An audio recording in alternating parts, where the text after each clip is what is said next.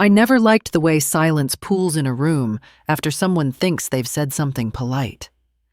The wood grain on the dining table had faded along the edge where I used to rest the casserole dish. My hand moved in circles with a cloth. Not to clean really, just to move. A little warmth from friction.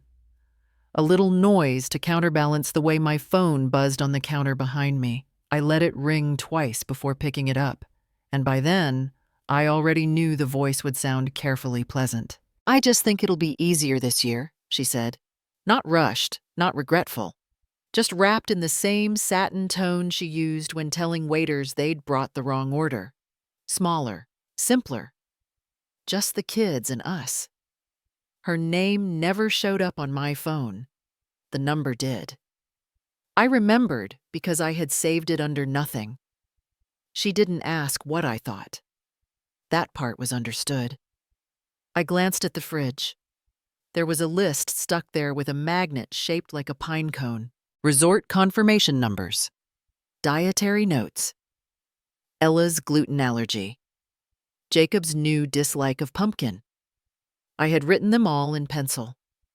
"That's all right," I said. No question mark. No pause. She went quiet then for the first time. I could hear something in the background, maybe running water or the clink of glass, and for a moment I thought she might walk it back. But Brooke didn't walk things back. She just let them slip far enough away that no one could grab hold of them again. "We'll still send you pictures," she added, as if to soften the blow or seal the boundary. I set the phone down gently and walked back to the table. The cloth was still in my hand. I kept wiping in circles. That table had seen years of gravy spills, forgotten toasts. Ella's early crayon drawings on the underside that no one else knew about. It didn't gleam anymore, but it remembered things I couldn't say out loud. The kettle clicked off. I hadn't realized I turned it on. The mug I used most had a faint chip along the rim. I turned it so the chip faced away, poured the water, sat down. The bank letter had arrived 2 days before a crisp envelope with my name typed clean across the top. Inside, notice of cancellation monthly mortgage assistance no longer being processed due to lack of updated verification. The words had no temperature. They didn't need one. I folded the letter back along its original crease and tucked it behind the phone book I no longer used, but hadn't thrown away. A ping from my tablet. I picked it up without much thought. A post with a white background and 3 perfectly arranged children holding hands around a fire pit. "Building new traditions with real family," the caption read. Her scarf matched the napkins. Brooke always did like to color coordinate. The photo had 24 likes and 1 comment that said, "This is how it should be." I didn't click to see who wrote it. I closed the app. There was no moment of shock, no sharp sound or falling glass, just a tightening behind my teeth. I noticed the faint line where my ring had left a dent in the skin years after I had stopped wearing it. The indentation hadn't gone away. Some marks didn't fade no matter how gently they were made. That resort reservation had been under my name. I'd called them in early October, told them about Ella's love for indoor fireplaces and Jacob's fascination with elevators. I'd asked for a room with 2 connecting suites, one near the lake. The clerk had called me Mrs. Garrison with a kind of respectful tone no one in my family used anymore. I sipped the tea. It was too hot. I didn't flinch. On the armrest of the chair, there was a pale stain from last winter, a slosh of hot cider I never fully scrubbed out. It reminded me of the Thanksgiving Brooke showed up wearing heels too high for the gravel path. She'd smiled the whole day, even when she knocked over the candied yams and laughed too loud about how Mom always forgets something. I had laughed too then. Quietly, like someone being given their own joke back in a different voice. I heard the mail slot creak. A soft envelope slid through and thudded onto the floor. I didn't move to pick it up. Not yet. Brooke had used the word simpler. That was the part I couldn't scrub off. Simpler, as if inclusion was chaos, as if my presence required managing. I wondered if she would tell Ella that Grandma was too busy, or not feeling well, or maybe traveling. Brooke was good with versions. I thought of Ella's drawing from last spring, the one with 4 stick figures under a crooked house roof. One had gray hair and a bigger smile than the rest. Brooke had turned it into a joke. Clearly artistic license, she said, waving it off before taping it to the fridge. Trevor hadn't said much. He never did in those moments. I suppose silence was the closest he came to loyalty. I leaned back, feeling the worn cotton of my sweater tug at the shoulder seams. The cuffs had thinned with wear. I had sewn them twice more from habit than necessity. The tea cooled. Brooke had said they'd send pictures. I imagined them posed lit, filtered. A long table store-bought turkey this year. Maybe a candle centerpiece she'd claim was homemade. The kids smiling into the lens. My chair conspicuously absent.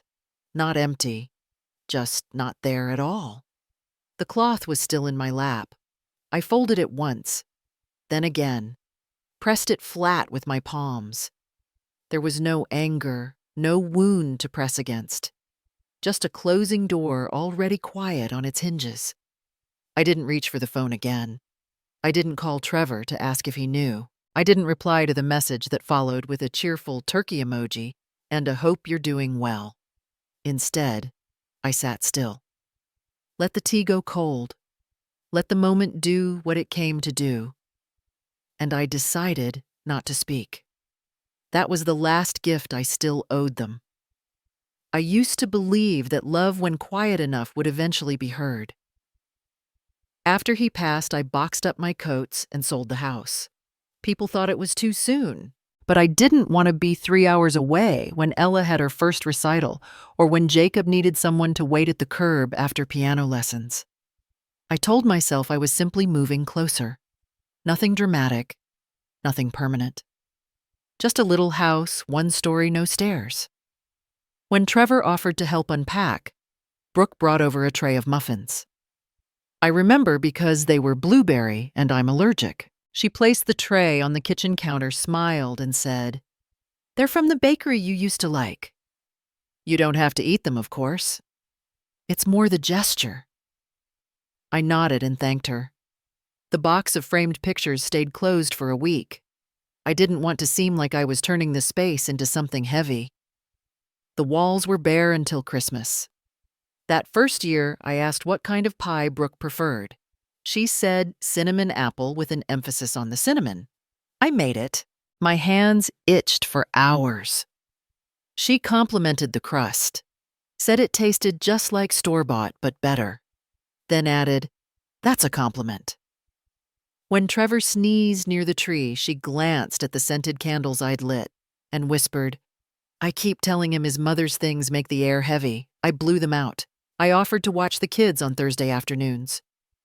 Brooke paused, then said, "That's nice, but we already have a sitter. You know someone they're used to." Later, when the sitter canceled one day before Brooke's hair appointment, she left Ella and Jacob on my porch without knocking. A note in Ella's pocket read, "Peanut allergy, no juice boxes."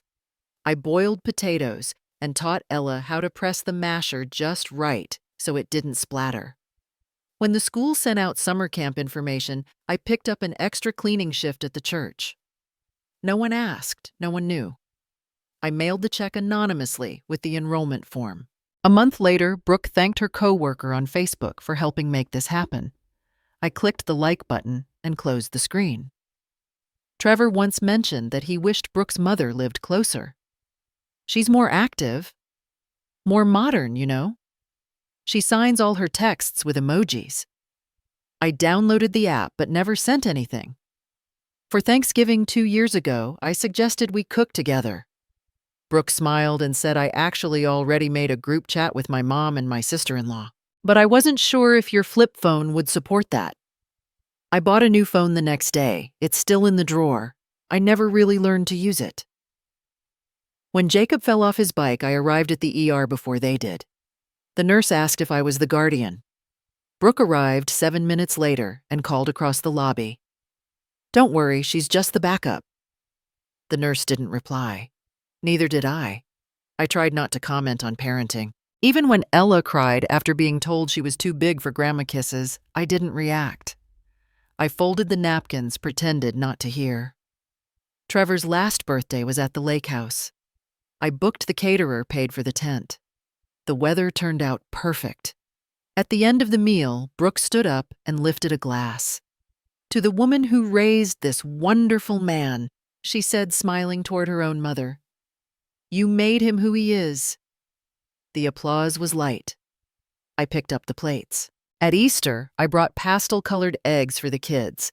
Brooke laughed and said, "How quaint. I didn't know people still did that." Trevor added, "It's kind of charming, though, like a time capsule." No one opened the basket. I ironed Brooke's table runners before every gathering. She once looked at the pressed linen and murmured, "Almost hotel quality." I bought polish for the silverware she inherited from my side and never mentioned it. The night before their 10th anniversary, I dropped off an envelope. Inside was a card and a check. Enough for a weekend away. Trevor later thanked me with a quick one-word text. Brooke never mentioned it. I asked once if she needed help with party planning. She said, "I've got it covered. Your taste leans more traditional." I packed away the paper doves I'd folded. I always used the side door when I visited. Brooke said the front door's latch stuck. I never tried it. I left early when things ran long. She once thanked me for reading the room. And still I kept bringing my hands to every celebration, kept showing up early to set the table, and staying late to rinse glassware with water too hot for my skin. Because I thought if I made myself small enough, careful enough, forgettable enough, I might become indispensable. It took years before I understood invisibility isn't the same as belonging. I looked for meaning in leftover candles, in half-full glasses. No one claimed in the echo of my own shoes crossing their kitchen floor long after the laughter had moved to another room. I once asked Trevor if he thought I was doing too much. He shrugged. "You've always been like that." I wondered what he meant.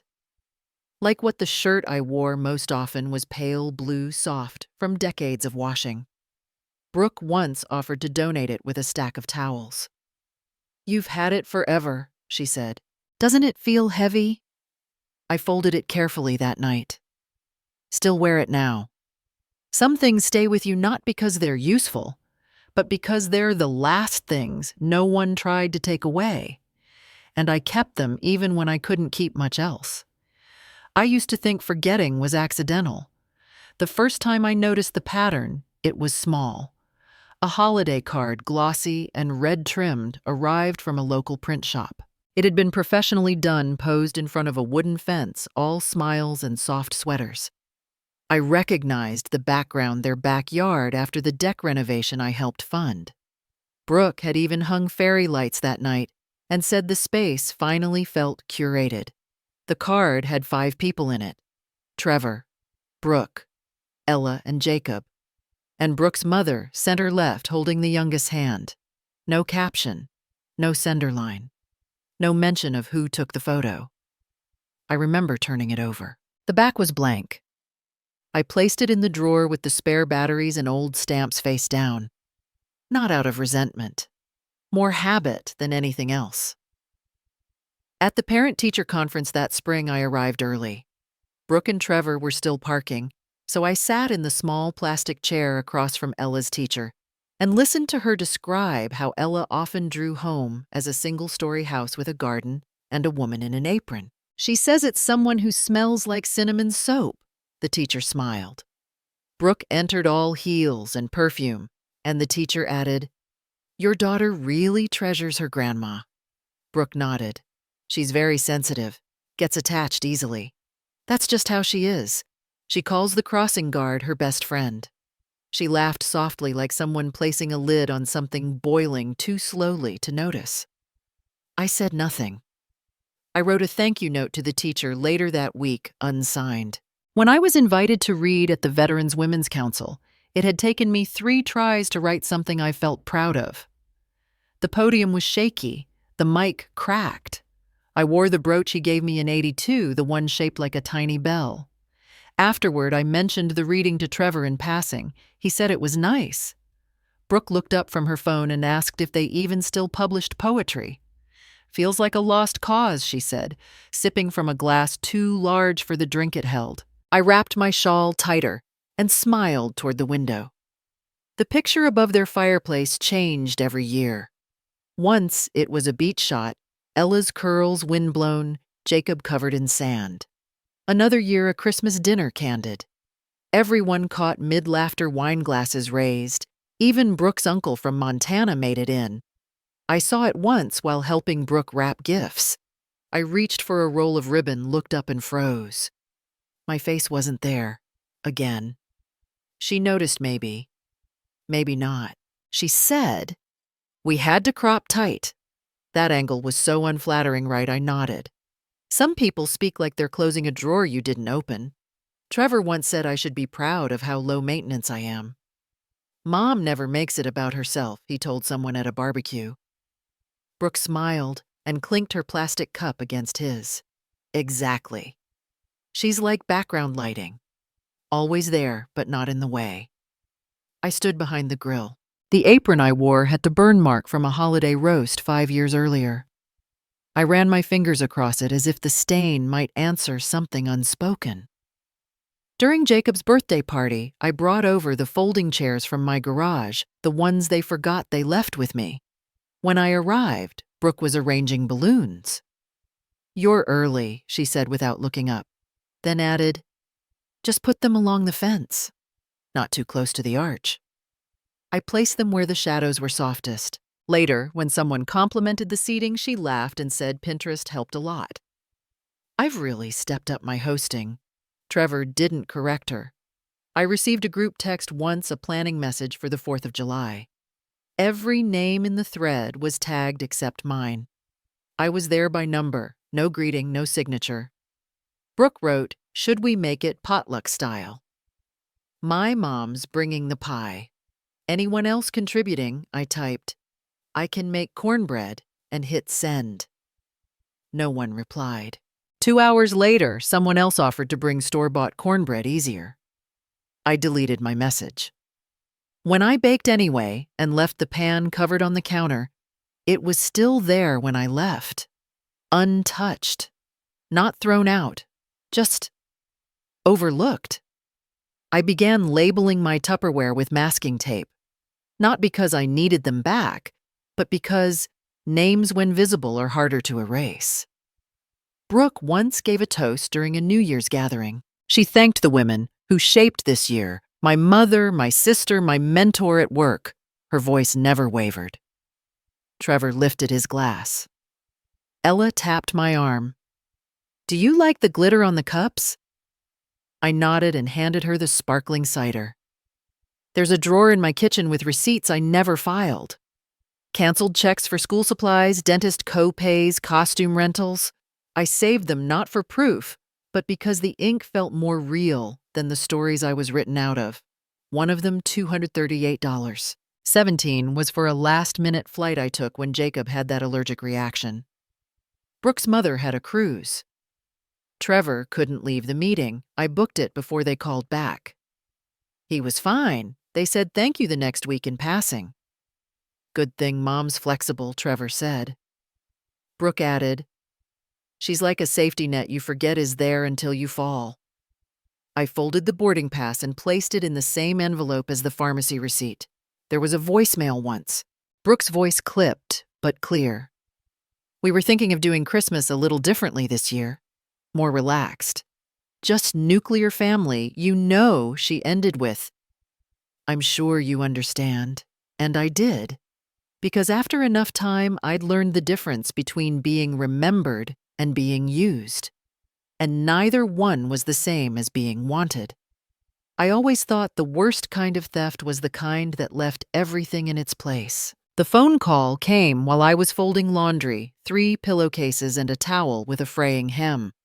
I recognized Cliff's voice before he said his name. It had been years, maybe longer, but there are tones that linger in the back of one's memory, like the smell of varnish in an old drawer. He didn't ask how I'd been. He got to it quickly, as he always did. He asked if I was aware that Trevor had initiated a property flip on the lake house. The lake house. I sat down without meaning to, my fingers still curled around the towel. Cliff said the paperwork was drafted that signatures were pending. He mentioned the LLC name something impersonal and forgettable, like a shell trying to pass for a home. I didn't speak. He continued, said the documents listed me as inactive trustee, that Trevor had indicated I was no longer engaged in estate decisions. That word sat strangely in the air, inactive. The lake house wasn't much to look at. The wood panels had faded to gray. The dock leaned slightly left, but it was where he used to sit with a thermos and a fishing line he never baited. It was where Ella had once collected smooth stones and lined them up like secrets on the windowsill. I remembered the way the front door stuck unless you leaned into it with your hip. No one ever learned that but me. Cliff paused, then added that the final authorization still required my signature, that the trust hadn't changed, that legally nothing could move forward unless I agreed. I didn't ask for a copy. I told him to send the originals. He asked if I was sure. Keep them, I said. I'll need them. I hung up. The towel was still on my lap. Later, I found the mail on the front step. 3 catalogs, a coupon flyer, and an envelope with a gold seal I didn't recognize. I opened it more out of routine than interest. It was from a luxury jeweler. Enclosed was a confirmation of credit approval under my name. The signature didn't match mine, the handwriting looped too tightly, like someone trying to prove elegance. I reread the purchase line. A diamond bracelet. Custom clasp. Brooke's initials engraved on the inside. The envelope didn't weigh much, but I held it like it did. I didn't call anyone. I didn't walk in circles. I sat at the table, folded the paper neatly along its original crease, and placed it under the edge of a placemat. Trevor texted later that evening. Hope you're doing well. Quick question. Do you remember if Dad ever updated the deed to the lake house? I didn't answer. A few minutes passed, then nothing urgent. Just curious. The next morning, I went to the filing cabinet in the closet. The lock still worked. I hadn't opened it since the year after the funeral. The envelope inside was dated and sealed with a red tab. I opened it and reread my husband's handwriting. The pages were stiff but intact. The trust had 2 names on it. His and mine. I turned to the last page where a note in his script read, "For Estelle, in case it ever gets quiet enough for them to forget who built the walls." I folded the document back into its folder. Nothing theatrical. Nothing loud. That weekend, Brooke hosted a dinner. I wasn't invited. A neighbor showed me a picture on her phone, Brooke in a white dress standing on their deck beside Trevor. In the background, a sold sign leaned against the fence. A caption read, "Clearing out the past. Building what matters." Cliff emailed again. He said he'd received a second request from Trevor's office asking for expedited signatures. Brooke had called twice to clarify the misunderstanding. He asked if I wanted him to respond. I wrote back, "No action yet. Let them wait." A few days later, I received a voicemail from Brooke. I noticed a hold on the resort account. Just checking if that's a system error or something else. She didn't mention the house, or the jewelry, or the LLC. I listened to the message twice, then deleted it. Trevor called the next day. There seems to be some confusion with the trust paperwork. I was just trying to streamline things, make it easier on everyone. I said nothing. He continued. I didn't think you'd still be involved. I kept my voice steady. You didn't ask. There was a pause, then the sound of a breath taken too late. I figured Brooke would have mentioned it. I ran my thumb along the edge of the table. She didn't. He cleared his throat. Look, this isn't personal. It's just logistics. I thought about the lake house, about the porch swing he once helped me paint. The corner that never dried properly. The way he held the brush like a child, more wrist than hand. Logistics, I repeated. He said nothing else. The line went quiet. I didn't mention the bracelet. Or the forged form. I didn't remind him that silence has weight when carried too long. I opened the cabinet that night and placed the folder on the kitchen table. I didn't reread it again. I didn't need to. There are moments that don't ask for reaction. They ask for recognition. And once I saw it for what it was, not an accident, not a miscommunication, but a quiet removal, I stopped pretending I'd been invited to stay. Some things break without sound. Some walls are never kicked down. They're just walked around until you're not part of the floor plan anymore. There is a particular weight in the decision not to reply. I sat at the kitchen table and stared at a check I never mailed. The amount was already filled in, the memo line still blank. The envelope beside it bore no stamp. I slid it into the drawer face down under the felt placemat. It didn't belong to them anymore. The spa's number was printed at the bottom of a receipt I'd kept from 2 winters ago. A folded brochure had come with it, the kind with smiling women in white robes and scripted words like renew and balance. I had paid for the land that place was built on. Not recently, not loudly. Years ago, when no one was paying attention. The woman on the line spoke with professional calm. When I gave her the account number, she paused. I confirmed the freeze. She said they would notify the affected parties. I told her that was unnecessary. I didn't call again. Cliff's reply came by courier the next morning. His handwriting hadn't changed. Authorization received. Lock applied. Pending review. The envelope was heavier than I expected. I placed it in the file box beside the furnace between tax returns and unused sympathy cards. I hadn't sent one in years. That evening, Brooke came to the door. No call, no warning, just 3 quick knocks like punctuation. I opened it slowly. She wore a tailored coat I recognized from a catalog, wool pale gray, too perfect to touch. Her nails were polished in a soft color that matched her tone. She didn't smile. I think we need to clear the air. I didn't move from the doorway. This feels retaliatory, she continued. A spa weekend? Really? I looked past her at the car still running in the driveway. Her phone buzzed in her hand. She didn't look down. I mean, you can't be surprised. People are talking. She adjusted the strap on her purse. I tried to make space, she said. I tried to modernize things. That's not the same as excluding someone. Her breath left a faint cloud. I waited. I never told you not to come, she said sharper now. I said it might be easier. I thought of the envelope in the drawer. The unsigned check. The stamped receipts no one ever saw. You've put Trevor in a terrible position. Her voice had dropped almost rehearsed. You're hurting the family Estelle. I looked at the spot where the paint had peeled near the doorframe, the chip no one else ever noticed. I hadn't fixed it. I used to think I would. You're not thinking clearly, she added. The pause hung like a garment between us. I let it stay. You're being cruel. The word didn't land. It slid off the air like a leaf that never meant to stick.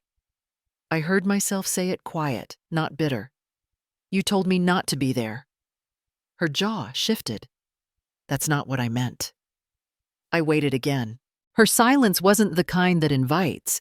It was the kind that dares. She exhaled hard. Well, you've made your point.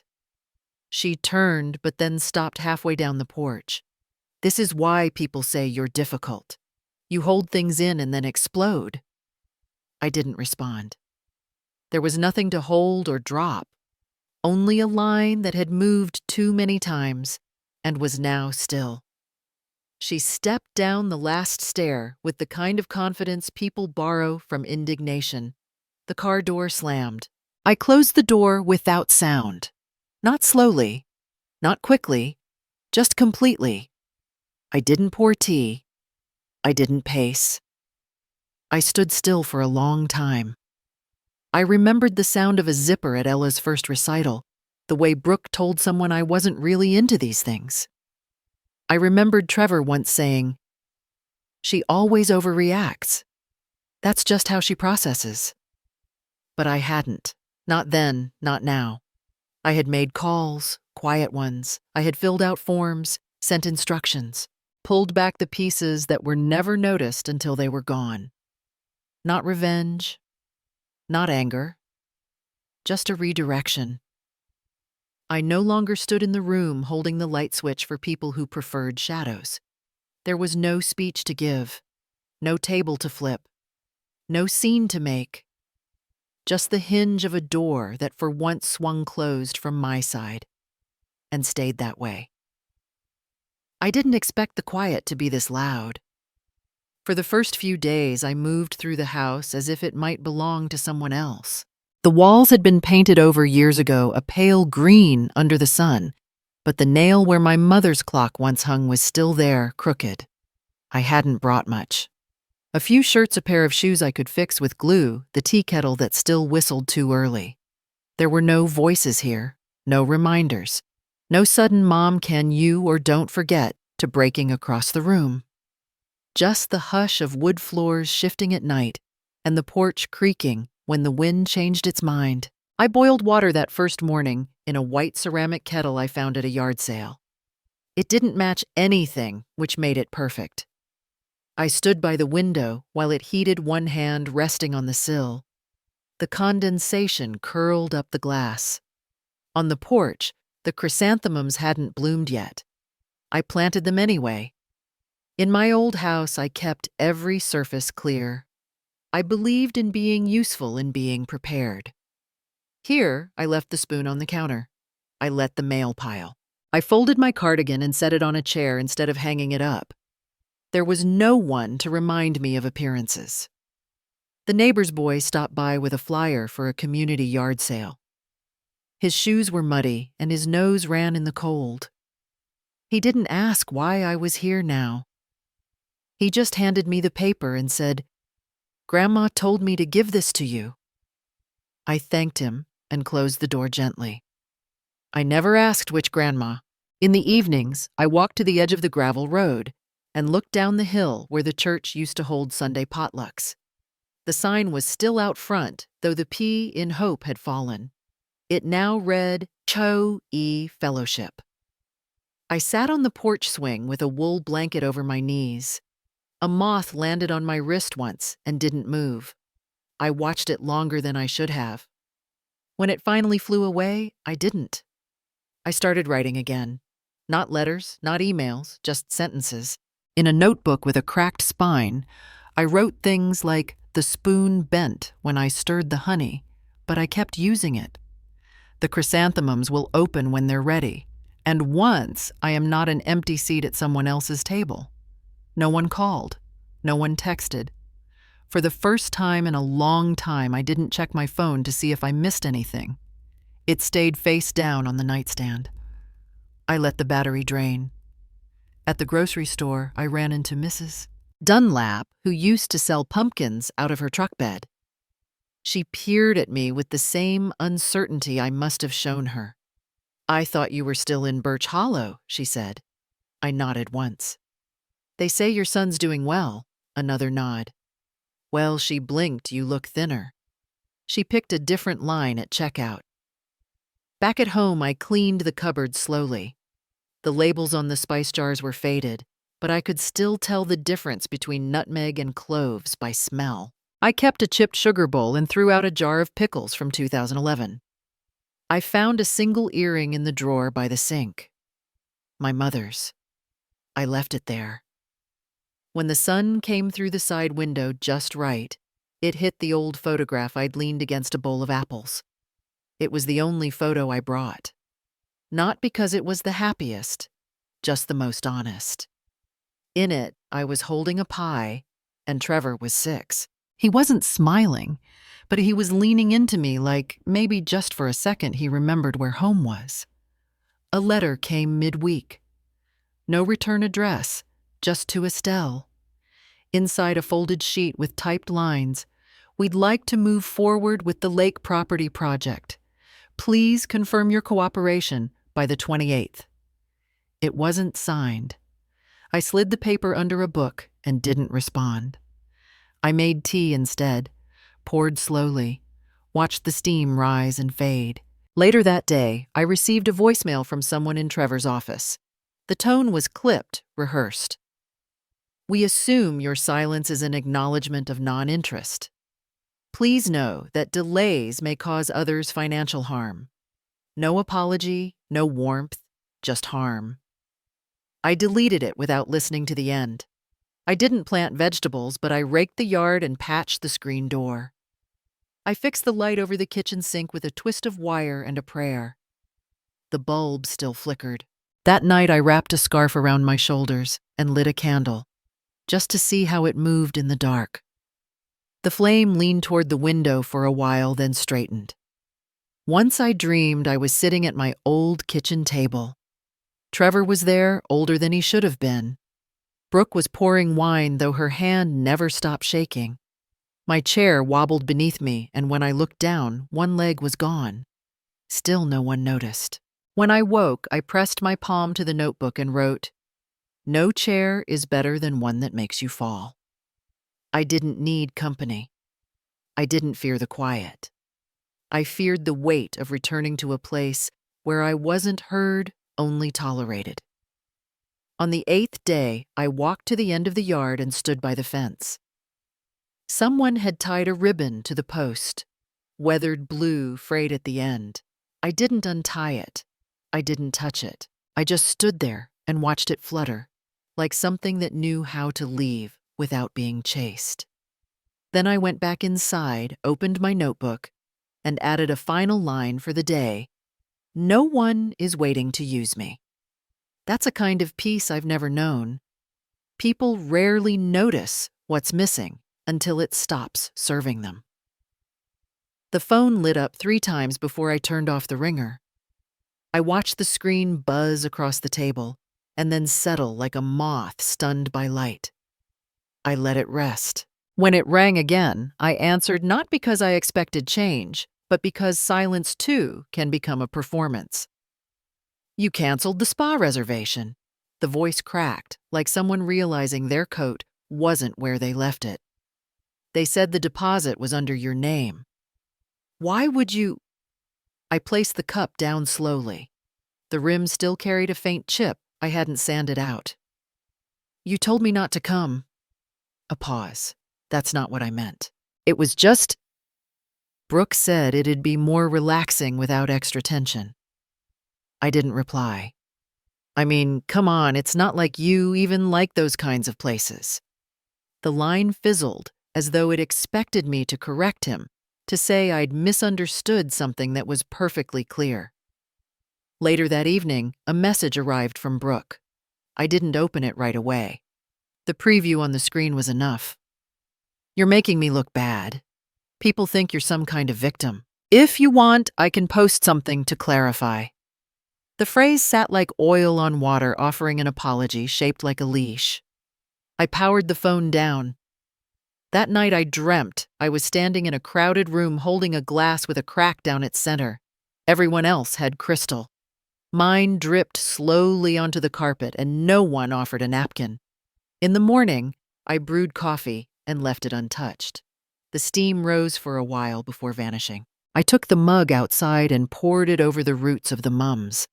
Not because it would help them, just because I could choose where things were poured now. 2 days passed before Cliff forwarded the email. Brooke submitted a formal request to access the trust. "Claims she's acting as the family representative, just letting you know." I reread the line twice. Family representative. There it was again, the trick of turning ownership into inconvenience. My name wasn't what they wanted. My presence wasn't needed. Just my consent, clean and silent. The request had come with no greeting, no acknowledgement, just a legal form and a checkbox. I didn't respond. I opened the drawer and ran my fingers along the handles of envelopes I hadn't mailed. Most were empty, folded in half like questions no one would answer. One had a recipe for cornbread in my mother's handwriting. I left it where it was. Later that afternoon, I checked Brooke's profile, not because I missed her, but because I knew she wanted me to see. A photo of a modest dinner table dim lighting 3 chairs. New traditions. Real family. The caption was framed with hearts and autumn leaves. I stared at the photo for a long time, not because it hurt, not because I disagreed, but because I finally understood what they meant. Real family didn't mean truth. It meant optics, something to crop and caption. The week passed like water through cloth. I found a crack in the back step and filled it with clay. I rewound the old kitchen clock and let it tick unevenly. I sewed a button onto a cardigan that hadn't been worn in years. The thread matched nothing else in the closet, which suited it just fine. One morning, the doorbell rang. A delivery box, no name, no note. Inside, a bouquet of lilies and a card that read, "Let's not drag this out." I put the flowers in the sink, watched them wilt over the next 2 days. Later that night, a second message arrived, this time from Trevor. "We didn't mean to hurt you, but it's hard balancing everyone. You kind of make it harder." I closed the screen and stared at the ceiling. In my mind, I saw a table again, but this time it was clear who was setting it and who wasn't welcome to sit. I called Cliff the next morning. "Do I need to respond to the access request?" "No, unless you want to allow it." "That won't be necessary." He didn't ask why.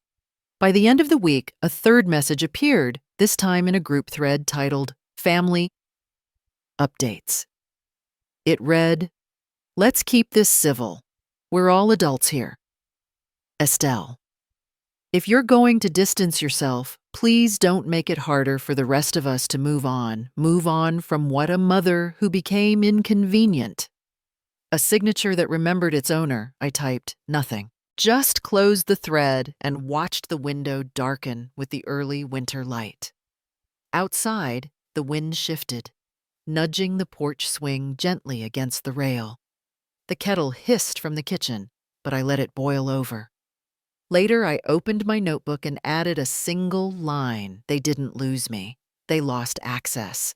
And for once, I didn't underline it. Some changes happen without ceremony, like a shirt that doesn't fit anymore, and one day you stop reaching for it. I didn't mean to start anything new. I just wanted a needle that didn't skip the thread. The woman at the home decor shop offered a small pile of fabric swatches and said she'd pay per piece, not by the hour. That suited me. I never measured my worth in hours anymore. The first pillow cover I finished had seams that didn't quite align. I kept it anyway. The flaw made it real. By the third, my hands remembered how to smooth the corners without tugging. There was a kind of relief in making something meant to rest beneath someone else's head. Each morning, I cooked for one. Not out of discipline, but because ritual holds a shape better than silence. Oatmeal with cinnamon, toast with the edges trimmed. I started keeping a softcover notebook by the kettle and wrote 1 page per day, just a page.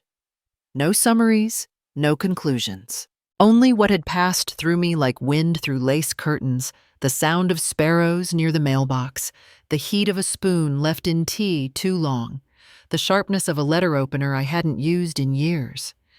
The yoga class met on Thursdays. I chose a spot near the back and didn't correct the instructor when she mispronounced my name. No one there knew who I had been, and no one tried to guess. We just stretched and breathed as if that was enough. One afternoon, a padded envelope appeared in the mailbox with no return address. Inside was a folded piece of cardstock and a child's drawing, a woman holding a pie, arms too long, smile too wide, hair like little brown flames. Above it, the words, Grandma's Thanksgiving in green crayon. I framed it that evening. Not out of nostalgia, but because it named me. I hung it beside the tea cabinet. Later that week, the phone rang again. I nearly let it go to voicemail, but some part of me wanted to hear how the wind had shifted. It's not about the post, Trevor's voice murmured through static, but Brooke's been getting questions. She says people think it was about her. I watched the steam curl from my mug. He paused, waited. Could you take it down? I didn't write it for them. I know it's causing a lot of awkwardness. I wrote it so I wouldn't disappear. The silence on the other end wasn't hostile. It was puzzled. Like someone standing in a room rearranged while they were out. A few hours later, a second message came. This time through email. The subject line read, "Trying to keep peace." The body was empty except for a forwarded screenshot. It was a thread of comments under a holiday post Brooke had made. One woman had written, "Where's your MIL this year?" Another had simply typed, "Doesn't look the same." I clicked the email closed without replying. I didn't need to defend what hadn't been said. I didn't need to erase myself to protect someone else's reflection. That night, I reread the page I'd written that morning. Just a line, really. It took me a long time to speak without being handed a script. I folded the page and placed it between the cushions of the armchair. The next day, I found a folded scarf in the closet. Lavender, barely worn. I ironed it and wore it to the market, even though it was too warm for scarves. A woman at the fruit stall complimented the color. I nodded. Not long after the woman from the decor shop called. She wanted 5 more sets of pillowcases. I stitched them slowly over 3 evenings. With each needle pulled through, I thought less of what had been taken and more about what my hands still knew how to make. One morning, while rinsing the teacup, I noticed a small crack forming beneath the glaze. I didn't replace it. I just poured the water gently, not filling it past the line. Later that week, another envelope arrived. It wasn't from Ella, but the handwriting on the front was unmistakable, round, uncertain, with a backwards E in my name. Inside was a paper flower and a note. Grandma. Can I come visit next time? No date, no stamp, just the hope of a visit that hadn't been promised. I placed the paper flower on the sill, let the morning light pass through its uneven folds. In the evening, I swept the porch and noticed the mums had opened wider, not because I'd willed them to, but because time and water do their work quietly. That night, I didn't turn the phone off, but I also didn't wait for it to ring. The next morning, I walked to the corner store and bought a second notebook, not to replace the first, but because I wasn't done writing, and I no longer needed permission to begin. I never liked the sound of my own handwriting. Some people say their words flow on the page like water or silk. Mine feel more like they're being pressed into the paper, as if I need the page to remember what I can't say aloud. I opened the bottom drawer, not to find anything really, just to feel the weight of it again.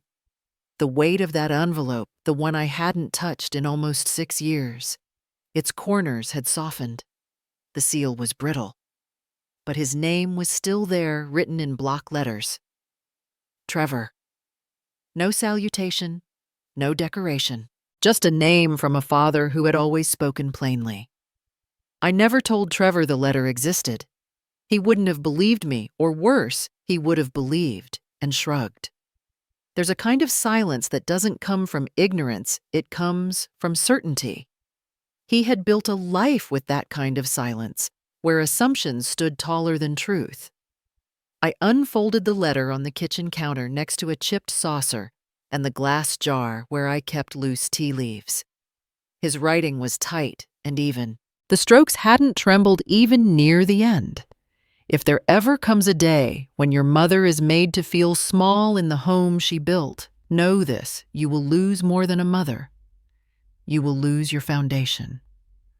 There was no signature. He didn't need one. His words always sounded like closing doors. I sealed the letter inside a new envelope. No note, no extra sentence. No forgiveness wrapped in a disclaimer. I pressed the flap down carefully, then set it aside, while the kettle sang low behind me.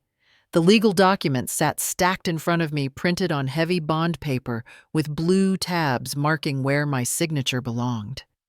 The ink in my pen skipped slightly on the first line, but I didn't pause. I had reviewed the trust 3 times, with Cliff had rewritten the beneficiary clause twice, until it read clearly, without sentiment. Everything I held authority over, every share, every right, every property that had once passed from Richard to me would now pass to Ella, held in trust until she turned 21. Not to be touched or requested early, not even by her parents, especially not them. Anything that didn't fall under Ella's portion would be assigned to a foundation for elderly women with no living kin. I had researched it for months. They ran small group homes, quiet ones. Not the kind with sterile lights and rotating staff. The kind with garden beds and chairs that remembered the shape of your back. When the final paper was signed, I pressed the embossed seal down onto the cover sheet. The ridged stamp read, "Garrison Family Trust. Amended." The word amended carried more weight than I expected. Not as a correction, but as a declaration that something had shifted and would not shift back. Later, I carried the envelope and the documents to the post office myself. The clerk behind the counter glanced at the name. Private courier or standard certified? I handed him a folded receipt with Trevor's office address. Standard is fine. It only needs to arrive. He nodded, affixed a label, and slid the envelope out of sight. I watched it disappear behind the counter without a word. When I returned home, I placed the seal press back in its box. I wiped the counter. I brewed tea from the same white ceramic pot I'd bought the week I moved here. The glaze was already cracked near the spout, but it poured cleanly. On the side table, I adjusted the frame, holding Ella's drawing, a crooked house with a woman and a pie. I wrapped the shawl a little tighter around my shoulders as I turned on the burner. The kettle, a heavy one with a chip on its spout, hissed faintly as the heat built. I watched the metal warm, then reached up for the white porcelain teacup I kept on its own shelf. There were others, blue, gold-rimmed floral, but this one was plain solid and mine. The table held little of framed drawing, a notebook, a pen, and a postcard I hadn't yet sent. The drawing was of a lopsided pie, steam curls rising from it, a big orange heart scrawled above. In a child's hand, Grandma's pie. Ella had mailed it weeks ago. No envelope, just folded in half with stickers holding it closed. I'd straightened it out and found a frame that fit. No glass, just wood and memory. Next to it, the notebook lay open. I'd written only one sentence this morning, but I hadn't crossed it out. I don't need to be in the picture, it said. I was always the one behind the camera. I hadn't touched the postcard yet. I bought it at the library gift shop with a watercolor of a lighthouse and waves. The message I wanted to write hadn't formed yet, not because I didn't know what to say, but because I knew it too well. It would wait. Natalie's voice floated through the open window. "Morning, Miss Garrison. Your garden looks peaceful today. It finally feels like mine." She waved and disappeared behind the hedge. I didn't call after her. There was nothing urgent to share, and no need to explain what I meant. I took my time with the tea. No rush to finish it. No appointment I was expected at. No holiday dinner to prepare for. No table to set. No expectation to carve the roast while others praised the stuffing someone else had brought. The kind of silence I once feared had become a kind of fullness. The chair I sat in was an old rocker with a worn armrest where I used to balance laundry baskets or children's heads. The cushions sagged in the middle. I didn't replace it. I remembered one Thanksgiving, Trevor had leaned in close while guests were laughing in the next room. You always make things heavier than they are. You expect people to orbit around you. I'd folded the cloth napkins again, though they hadn't needed it. And years before that, my sister once brushed crumbs from her sweater and tilted her head. You like being needed too much. That's not love, it's control. I hadn't answered. Not out of agreement. Just out of something deeper than disagreement. A kind of quiet refusal. I lifted the tea to my lips. Still hot. The kind of heat that spreads slowly, not burning, just reminding. I looked again at the postcard. It wasn't for a birthday. It wasn't an apology. Just a moment in between a note without event, only time. I thought of Ella, how her drawing had arrived with glitter on the envelope. Not from her parents. Not orchestrated. Just a child remembering the smell of cinnamon and sugar. My attorney had confirmed everything last week. The trust was signed. The terms were clear. Ella would receive what remained when she turned 21. No addendums, no room for reinterpretation. Anything outside the trust real estate funds, even the old lake house, was marked for donation to a women's shelter foundation. No names carved into plaques. No ceremony. Just quiet redirection. I remembered a phone call months ago now. Might be best if you removed that blog post, Trevor had said, cautious. I didn't post it to accuse anyone, I'd replied. I posted it to remember I'm still here. That conversation had ended like most of ours, unfinished. Not angry, just done. A breeze stirred the curtain near the window. The air was colder now. Crisp. Not punishing. I let it pass across my face and into the room. No fire in the hearth, no perfume in the air, just breath and wood and steam. I touched the spine of the notebook again. I hadn't written much, but what I did write felt like a kind of stitching tiny firm not meant to be seen. I wasn't documenting. I was grounding. I could still hear my mother sometimes, not in dreams but in the tone I used when I folded towels or closed cabinets. Let things go before they fall on you, she once told me, while wrapping a plate in newspaper. People don't mean harm. They mean themselves first. The kettle clicked as it cooled. I didn't move. I looked at the postcard one more time, then slid it into the drawer beside the stamps. Not yet. Outside, the frost was starting to melt off the railing. The wood darkened slightly where the sun touched it. The day would pass with no headlines, no emails needing replies, no voice messages waiting for answers. I hadn't earned this stillness. That word never fit. But I had cleared the space for it, not through fight, through standing still. I poured the rest of the tea into the sink and rinsed the cup gently, letting my fingers rest along the curve of the rim. A chip had formed last week. I hadn't thrown it out. I set the cup back on the shelf, turned the burner off fully, and straightened the towel near the sink. Then I returned to the chair and sat again. I didn't need the photo. I didn't need the frame. I didn't need the invitation. I was still here, and I didn't need to prove it. Labeled Grandma's Thanksgiving. I hadn't baked that year, hadn't been invited to. But somehow she had imagined me there, apron and all. Children still draw people they believe should have been present. There was a voicemail blinking on the old landline. I played it without sitting down. "Mom, it's Trevor. I'm not sure what this is all about," the trust officer called. "Brooke says this seems like punishment. I told her we'd figure it out, but look, I just think maybe we should talk. That's all." His voice didn't rise. It didn't plead. It hovered the way someone speaks when they've been told to call, but not necessarily to listen. I didn't return the call. The next morning, I received a typed letter from Brooke's attorney requesting clarification about her rights under the previous trust conditions. I read it while trimming the stems of fresh chrysanthemums I had bought from the corner stand. I left the letter unopened on the table after scanning it. I knew what it wanted space at the table, but not the tablecloth I'd woven. At noon, Cliff sent a short email confirming the documents had been filed with the county and registered federally. "You're all set. No one can alter it now, not even you." That line stayed with me. Not even you. I turned off the lamp in the corner, sat with a small cup of tea, and let the house fall quiet around me.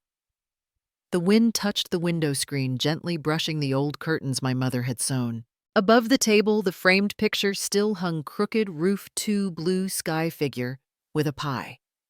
Ella had drawn my hands too big. They reached past the plate, past the table, almost like she thought they were still holding something I hadn't put down. I hadn't known what to do with that letter for so long. Not because I was unsure of Trevor, but because a part of me still believed that being his mother meant I had to carry silence like a duty, that not sending it was some kind of loyalty. But silence, too, can spoil when kept too long. Now the letter is out there. So is the trust. So is the part of me that used to wait by the phone. I don't wait anymore. I tend, I mend, I brew tea. And I keep the framed drawing right where it is because it remembers who I am, even when others chose to forget.